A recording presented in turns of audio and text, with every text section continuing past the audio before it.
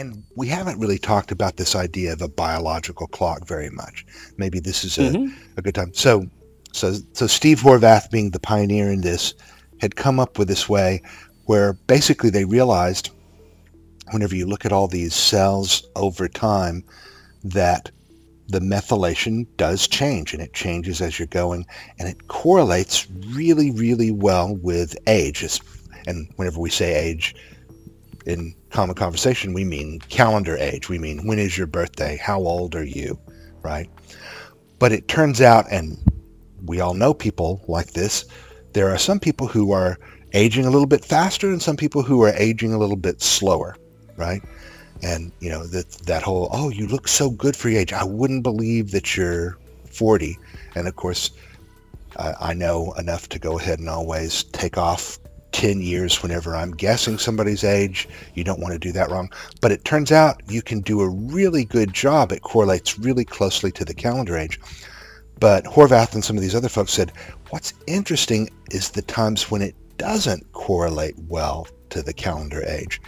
We have some of these people who really do, they're 40 and they look like they're 30 biologically, internally. We have some of these people who are 40 and look like they're 50. They've kind of, you know, had that hard life and what's going on. And so it turns out that folks that are at the extremes here were showing off basically things where, because of environmental things going on, lifestyle, you mentioned smoking, exercise, drinking, things like that. 2 of those bad, 1 of those good. Looking at the different things that they have done for their own medical maintenance and upkeep.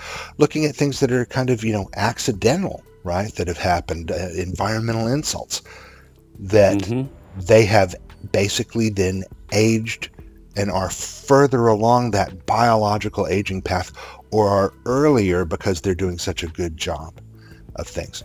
And so that has become very interesting. And Steve, when he talks about this, switches it around and talks about basically being able to determine all-cause mortality, that this is a clock or a fuse that is sort of ticking down, and we can tell when someone is getting closer and closer to death, or, and this is the even more fascinating part, so if you had a biological clock that could actually tell you when you were going to die, that sounds like something out of the Twilight Zone, but what you really have is something that tells you how hard your body is working against problems.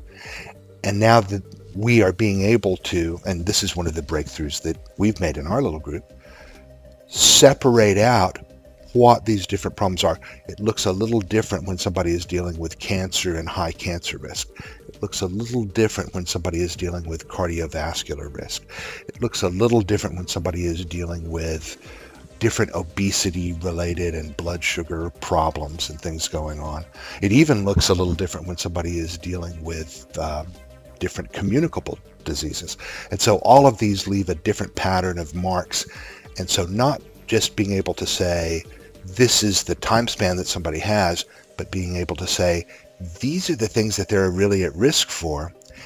And more to the point, if you can do that, and it's not, again, written in stone like your DNA, your epigenome, can you do things to really change this?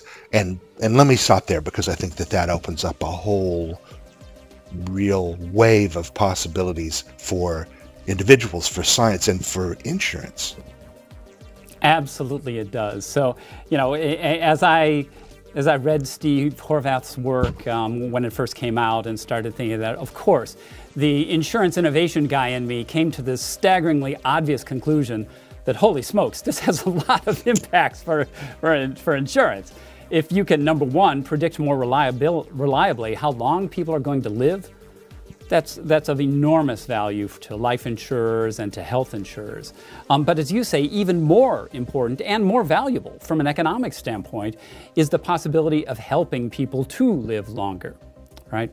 And so these benefits just kind of came out. And so the number of things that you can discover through epigenetics is growing almost weekly. There's a new article that says there's some new disease that you can find with epigenetics. And so the list of uses for it are going. But I think it's important to say, and I'd kind of appreciate your view on this too, epigenetics as a science is really in its nascency. While we've found these, what I call threshold applications, an application that is clearly useful, that makes the test worth more than its cost right now. So it's kind of above the threshold, or as insurance people say, it has positive protective value now. But the real thing is, it's going to be worth more and more and more over time, because the same test will be able to uncover many, many more behaviors, as well as medical conditions and other things as well, and identify, as you say, specific interventions that are right for each individual. Did I get that right? Yeah. I love the way you look at that way, and I would say it's kind of a mixed bag, but in a good way. It is a super new science. So it was something that was really discovered, this idea of a biological clock, less than 10 years ago. 2015 is when we saw some of the first real pieces. Yeah, Horvath is November 2016, right? There you go. Yeah. And people were only starting to talk about it and say, is this right? Like in 2013, 2014, 2015. So seeing the first published work on this less than 10 years ago. But we are already to a point where we've sort of gotten over the skepticism of a biological clock, really? And does this really work? Well, maybe it works for this, but not for that. Pretty much it works for everything all the time, in every tissue, animal, situation we've looked at, except for maybe being hit by a bus. And even then... That's right. And by the way, it's important to mention that. I mean, approximately 9% of the people around the world die from injuries. And epigenetics, unless there's something related to your ability to avoid injury, by like you're smart enough not to do stupid things, or have quick reflexes or something like that, probably is not going to impact the injuries much. Well, and we were having that discussion over the holidays. It's like, well, this doesn't really apply for being hit by a bus. It's like, well, no, but if you're slow moving and don't have good eyesight, it turns out that you are hit by buses more often. So really, it's kind of across the board. There are thousands and thousands of years of curated health data that have now gone into these predictive regression algorithms, or it's now much more in vogue to say machine learning, AI algorithms, and it's all the same thing.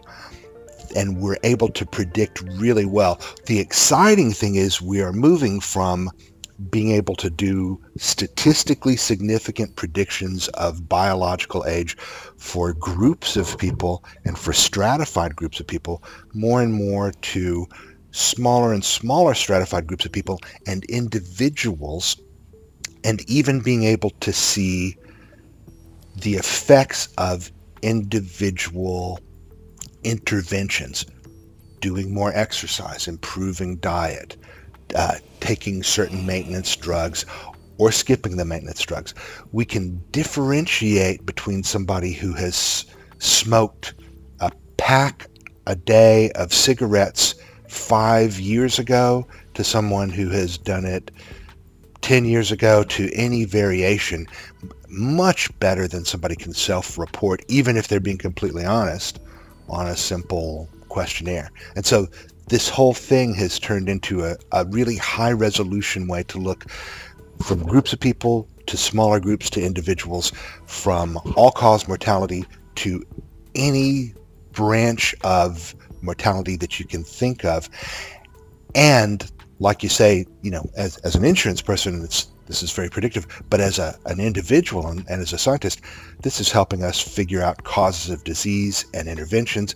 As a person who just wants to live longer, this is something that you can really start to use almost as a personal clock, and to rate and rank different things that you're doing to do a better job. And in some ways, this is, I think, what has us both so excited.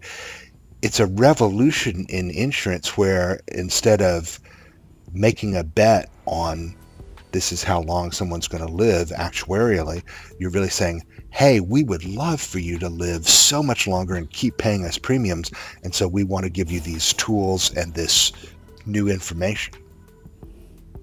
It turns out that's where the money is anyway. Yeah.